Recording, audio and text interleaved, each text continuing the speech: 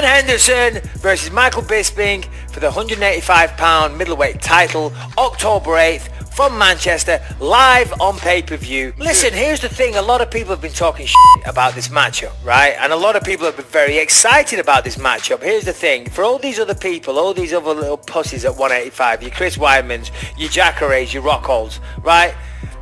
The fight is only 8 weeks away. They're still gonna be there in 8 weeks' time, okay? I plan on putting a beating on Henderson that people will never forget in a long, long time. Dan Henderson knocked me out at UFC 100, and when I was unconscious, flew through the air and delivered a forearm smash that could have, left me severely brain damaged, okay? I owe that guy big time. He has this logo of him above my almost dead corpse emblazoned on his shorts, it's everywhere. That's his logo. You don't think I want to get revenge for that? The guy just knocked out Hector Lombard, who hasn't been knocked out ever.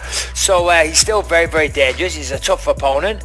But make no mistake, I'm going to smash him to bits, and the guy will never even think about walking into an octagon ever again. Lightning does not strike twice, okay? It struck once in the first time. It will not strike twice. There will be no TRT, no drugs, no steroids, no performance-enhancing drugs. Dan Henderson, I challenge you to announce to me at the press conference that you will not take any performance-enhancing drugs, that if you saw to show up on any day, any time, they can test you, because I think he's going to cheat. I think he's going to go out there and have some sneaky PEDs, because he's going to think, well, screw it, if I get suspended, so what, I'm retiring anyway.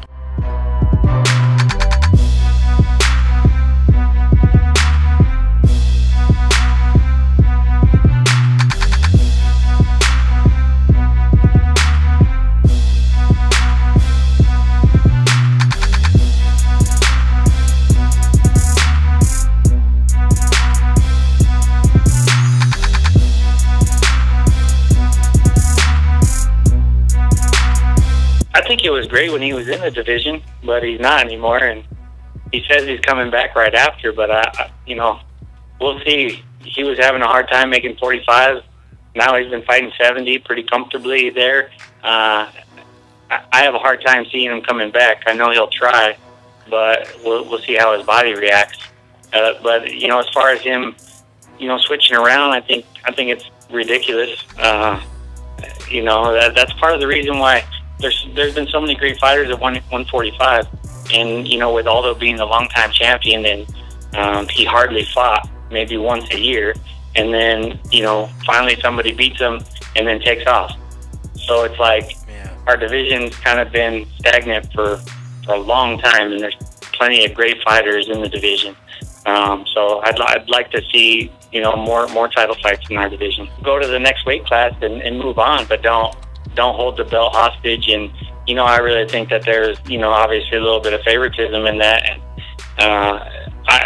altogether I think it's a little ridiculous. But if you want to move on to other things, you can't be mad about that. You can only like BJ Penn did, you go up a weight class, good for you, that's awesome. But to be jumping around trying to chase fights and then holding that belt hostage so you can still call yourself a champion, that's kind of ridiculous.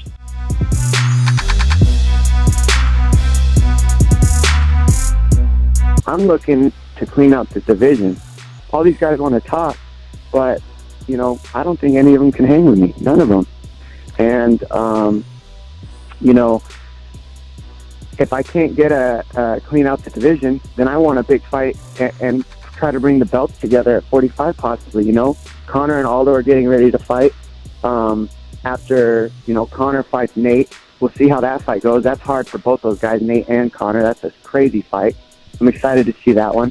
But once I wait for those guys, then they could possibly face winner. That could face Aldo if Conor stays healthy, and then I could wait on that. Have a bring two belts together. I think tons of fans would be interested in seeing that.